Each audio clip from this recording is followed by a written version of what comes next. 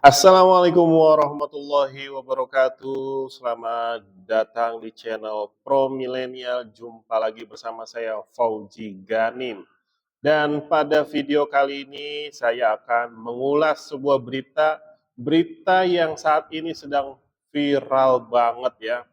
Berita di mana Mahkamah Konstitusi atau MK baru saja mengabulkan gugatan ambang batas pengajuan calon gubernur dan calon wali kota tentunya ya.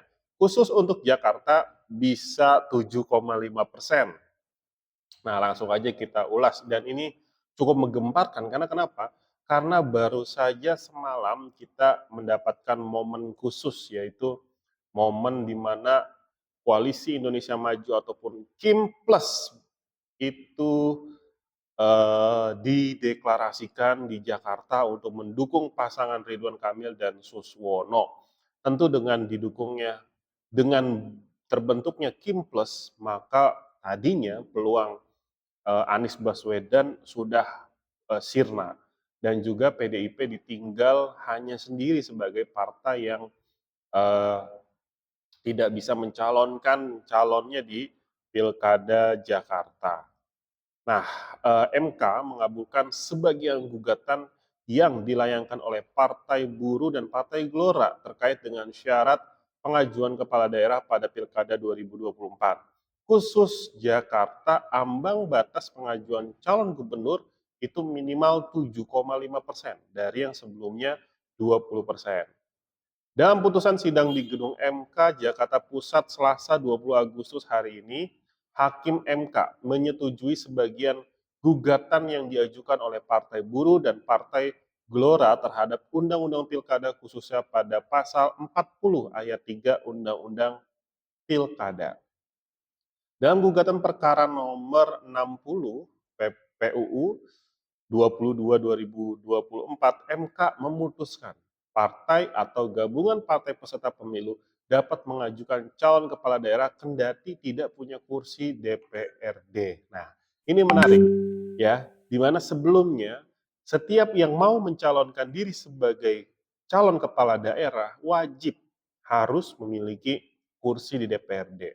Tapi dengan gugatan yang baru ini dan baru diputuskan, maka yang tidak memiliki kursi DPRD pun selama mencukupi persentase suara sah pada pemilu sebelumnya, itu sudah bisa ikut pilkada. Nah, ini menarik gitu. Jadi semua suara yang hasil pemilu itu diakui ya, diakui oleh jadi tidak ada yang namanya suara yang sia-sia gitu. Nah, tinggal dihitung tuh berapa banyak perolehan perolehan nih, kita cek ya di sini.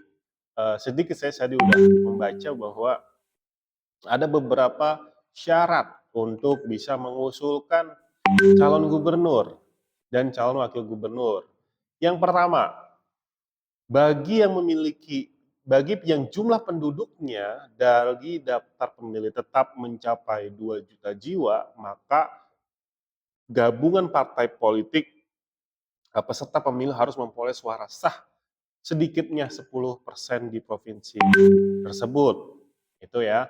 Yang kedua, suara DPT-nya 2 juta sampai 6 juta itu harus memiliki suara sah 8,5% di provinsi tersebut. Lalu yang ketiga, yang DPT-nya 6 juta sampai 12 juta, maka harus memperoleh suara sah paling sedikit 7,5% di provinsi tersebut. Nah, DKI Jakarta masuk di poin yang ketiga ini, 7,5%, karena jumlah DPT-nya 6 sampai 12 juta. Dan yang keempat, yang lebih dari 12 juta jiwa, maka harus memperoleh suara sah 6,5%. Justru hasil ini nih memang sangat meringankan bagi calon kepala daerah yang ingin maju.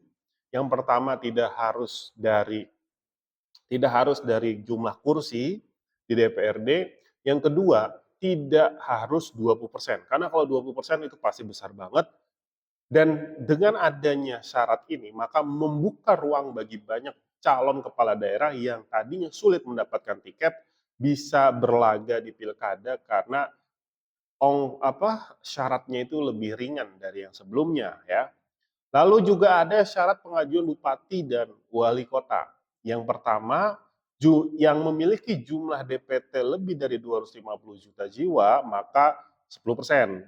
Yang 250.000 sampai 500.000 jiwa, maka 8,5%. Yang 500.000 sampai 1 juta jiwa, 7,5%.